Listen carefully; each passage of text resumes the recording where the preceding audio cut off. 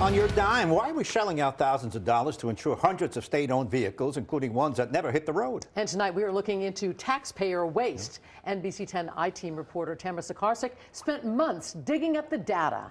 Stuck in park. An I-Team investigation uncovers the state spent over $130,000 to insure vehicles that were driven little or even not at all in 2025. The I-Team hasn't been able to confirm exactly how many vehicles are used and how many aren't, but one sign of whether a vehicle is driven: fuel consumption. 139 state cars did not gas up at state facilities last year, according to data obtained by the I-Team.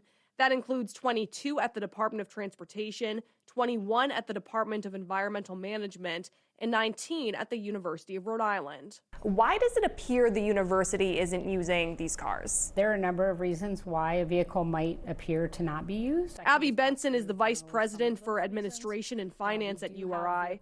She tells me 5 of their cars are actually electric, so wouldn't need to gas up. 3, used for athletics and research, fuel up at regular gas stations. 2 had gas fob issues, 1 is out of service due to equipment problems, and 5 are special purpose or contingency vehicles, meaning they're rarely used.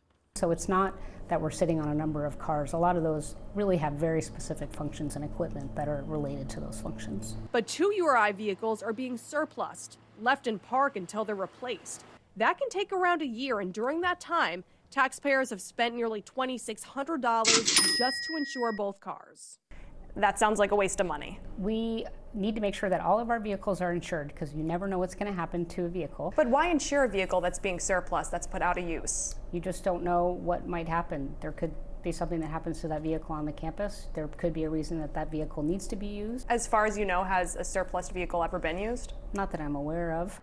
The Department of Transportation declined our interview request, but told us 14 of its cars are being surplused, costing Rhode Island thousands in insurance. In a statement, RIDOT said it insures unused vehicles to, quote, protect the assets from theft, vandalism, fire, or any other damage, which means URI isn't alone. From the perspective of the taxpayer, though, do you think that that kind of sounds like a waste of money?